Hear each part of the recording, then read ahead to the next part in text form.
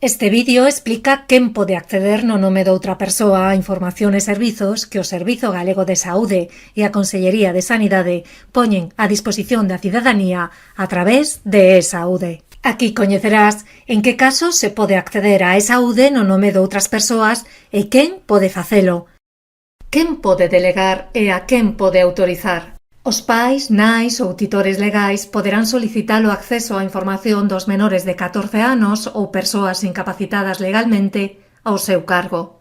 Os menores entre 14 e 18 anos poden delegar soamente nos seus pais, nais ou titores legais. Os maiores de idade que precisen facelo por limitacións propias da idade, enfermidade, descoñecemento do uso das novas tecnoloxías, poden delegar nos seus coidadores, familiares ou noutras persoas. En todos os supostos, todas as persoas deben contar ca tarxeta sanitaria do Sergas.